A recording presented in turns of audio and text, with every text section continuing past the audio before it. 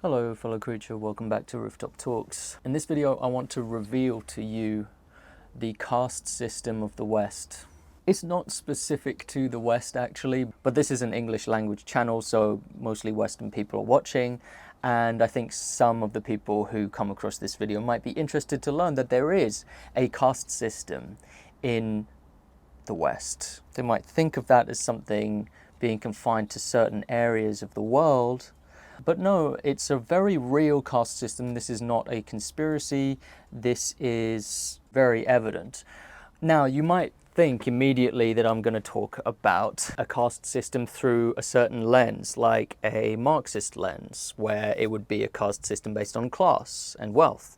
You might think that I'll go into a feminist lens, where it would be a caste system based on men, women, different genders.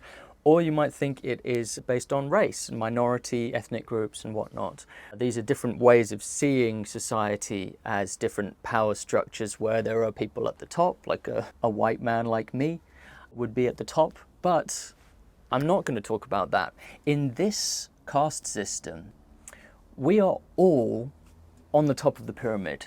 Every single person watching this video is on the top of the pyramid because we have rights. We are protected by law, by international human rights. Now, that doesn't prevent some kind of deranged axe murderer from coming in and killing you. It's not some kind of protective aura around you that protects you from an axe attack, but it does say that by any international standard, the person who comes to kill you or take your human rights away is breaking the law, either national or international law. And that is a privilege. That is a protective legislation that protects you. It is focused on you. You are a member of that protected class. Okay? Top of the pyramid. You and me. We're on top. So what's beneath?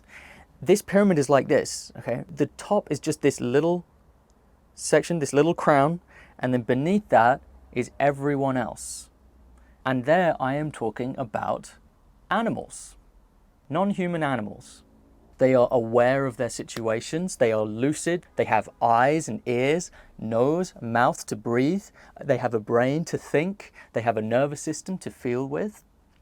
So they are actually very like us in many ways. They are more similar than what most people acknowledge. And yet, they have no protective rights. And in fact, it is socially acceptable for members of the ruling class to enslave, abuse, abduct, and kill members of the bottom class as much as they like. As much as they like. And the purpose of this video is the same purpose that I have with all of my videos. I try and present to you alternative ways of thinking, alternative lenses through which you can see the world that help to give you an insight that will hopefully, over time, guide your hand to being more compassionate, more just, more fair. So at this point in history, while it is socially acceptable to abuse certain non-human animals as much as you like, doesn't mean you have to do it. Now, the pyramid is not a perfect representation of reality, of course. It's massively oversimplified. You could break this down even more. You could say that pets are socially protected, and there are even certain conservation laws for certain endangered species that are protective in some kind of way. It makes it illegal to kill certain endangered species. I would even say, though, that for that, it's not for the sake of the individual, it's for the sake of their DNA. As a society, we value the DNA of these endangered species far more than we do the lived experience of the members of those species. And that to me is a travesty. That to me is absurd, absolutely absurd. We value them based on their novelty. Sometimes we value them because we believe that scientists can study them so that they can develop medicines based on the compounds found within their body. Medicines that can go on to help, surprise, surprise, humans. right? It all comes back to this narcissistic, parasitic species that by chance, by fortune, has found themselves on the top of this hierarchy, and that has extraordinary power. And at every turn, it seems that we use this power irresponsibly. While it is, for the time being, socially acceptable for members of the ruling class to enslave, abduct, harm, kill animals beneath them, it's not a requirement. You could choose at any time to stop your participation in that mania that society finds itself in. You can simply choose to not participate. And we do have a word for it. We have a word for people who choose to be kind and just and gentle towards animals out of principle, out of an instinctive kinship with their fellow creatures. And the word we have for that is vegan. That's right, vegan is not a diet.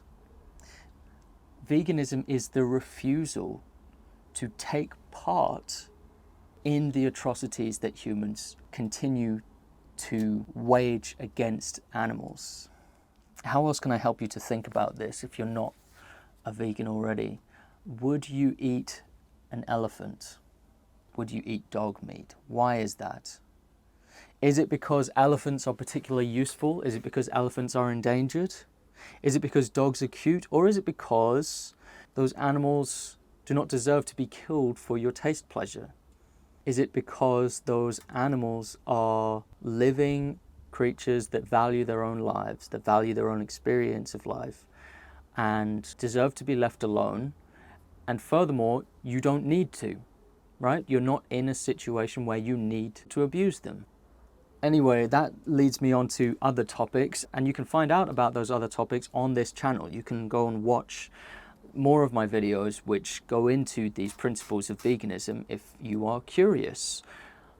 Go and watch a few of my videos. They'll be in a playlist up on the screen, and think about what I'm saying here. Think critically about the society that you have been born into, that you were never told to question, right? You were most likely never really invited to question it critically, and now's your chance.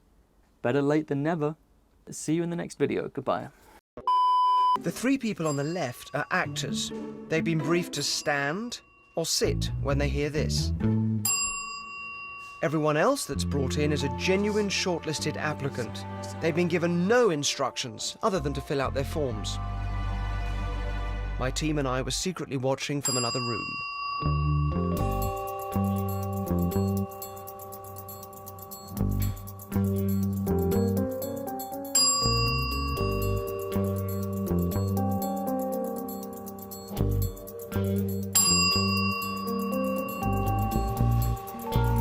The more socially compliant a person is, the more they're likely to look to others for signs of how to behave. This is going to be your spot. And the more people, the greater the pressure to join in. In this case, whether to stand or sit.